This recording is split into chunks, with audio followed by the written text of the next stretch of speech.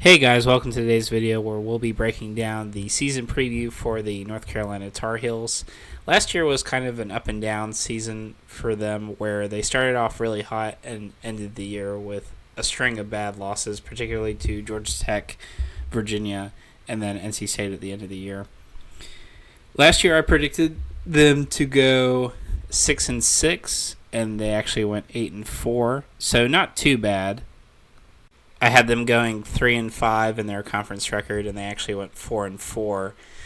Key departures from last season, obviously Drake Maye and Tad Hudson at the quarterback position. Tad Hudson, I believe, would have stepped into the starting role if he had stuck around.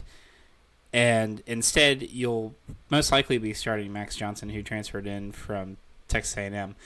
But also, Tez Walker and Andre Green from the wide receiver position are gone. Safety Aiden Duncanson.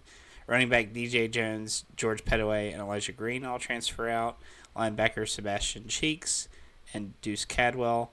And then defensive lineman Kedrick Bingley Jones are all gone. Key arrivals, though, safety Jakeem Harris from NC State. Max Johnson, as I said, the quarterback, who I expect to be the starter. Tight end Jake Johnson to start alongside Nesbitt this year.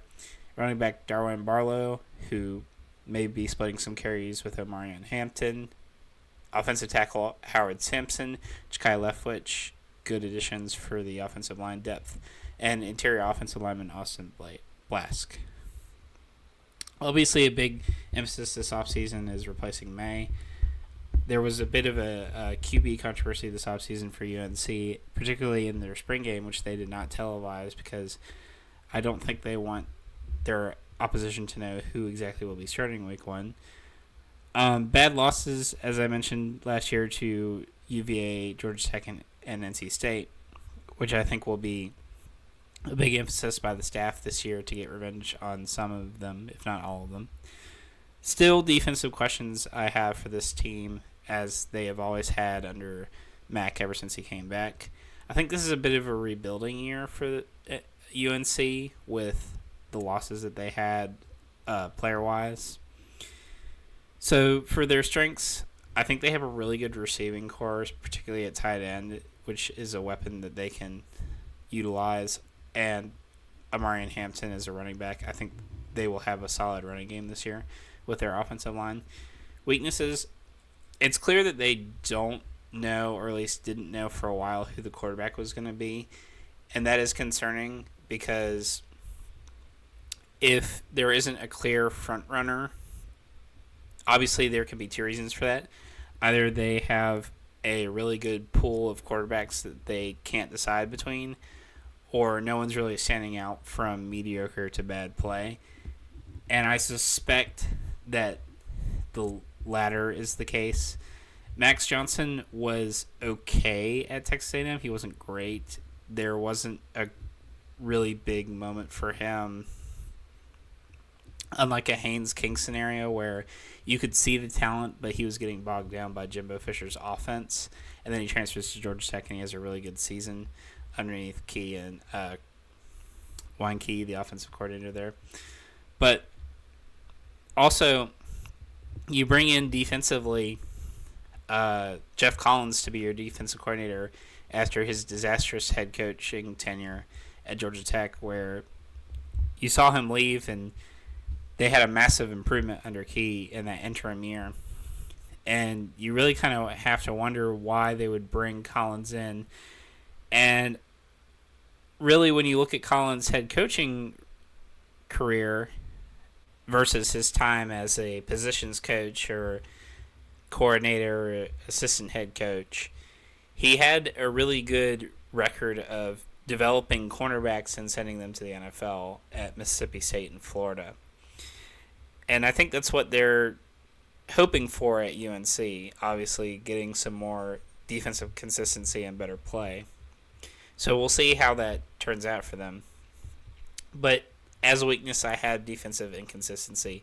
It's been a big problem for UNC over the past 3 or 4 years. So let's get into the schedule. You start off week 1 against Minnesota. It's a long way to travel for UNC. PJ Fleck, although he's kind of fallen off from that good year where Minnesota crack the top 10. He's had a little bit of controversy with the Fleck Bank and how he treats players, how he has preferences over certain players. But still, Minnesota is a very decent football team. And I think because you're on the road and the environment that you'll be going into, I'll have you down for a loss. Then you take on the 49ers of Charlotte at home. Not a very good team. I'll give you the win. You follow that up with a game against North Carolina Central. Again, talent-wise, not a very good team compared to UNC. I'll have you down for a win. Then you play James Madison. James Madison was a very decent team for being a very recent switch from FCS to FBS, and they even made a bowl game. I would watch out for them. They will very much be circling this game as a big opportunity to show how good they are on the national stage.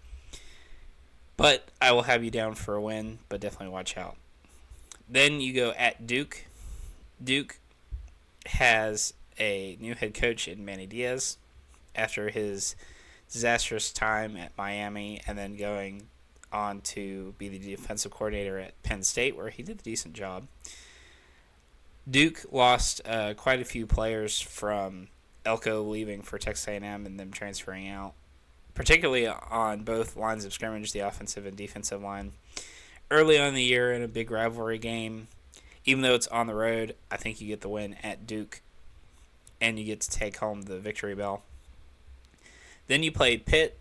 Pitt, I don't think is going to be a very good team this year. You're at home. You have all the advantages. I'll give you the win. Then you play Georgia Tech.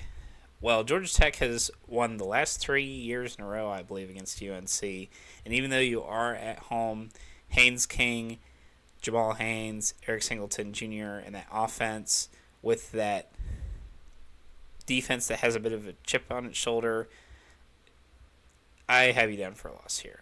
Georgia Tech has your number. They know how to win in these kind of situations against UNC.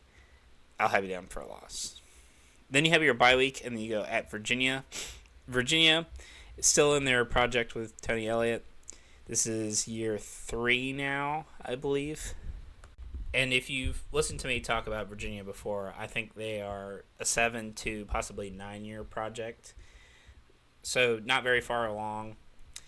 I think you get the revenge against Virginia from last year, and you get the win in Charlottesville. Then you go on the road at Florida State. UNC still has only one win all time at Dewitt Campbell, and Florida State is the reigning ACC champions. They have DJ Uiagalelei and a lot of talent coming in to defend their title. I have you down for a loss. And then you have your second bye week, and then you play Wake Forest. Wake Forest still trying to pick up the pieces from last year where they didn't make a bowl game for the first time since 2015. And I'll have you winning that game in Winston-Salem. Then you go on the road at Boston College. Very talented quarterback at Boston College, Thomas Castellanos. And they have a new head coach in Bill O'Brien with his offensive scheme that he's well known for. If they can come together with Bill O'Brien's turbulent personality that was kind of exposed in the NFL with his time at the Texans, then I think they will be a really good team with the scheme that he can draw up offensively. But obviously, if they can't, they're not going to be very good and very successful. But you're on the road. I think they have quite a bit of talent, and I think they will be able to at least tolerate Bill O'Brien's persona. So I'll have you down for a loss there. Then you finish up the year like you do every year against NC State. You're at home, but NC State has beaten you the last 3 years in a row. So I'll have you down for a loss with a record prediction this year of 7-5 and 4-4 in the conference. I want to thank you guys for watching today's video, and I'll see you next time.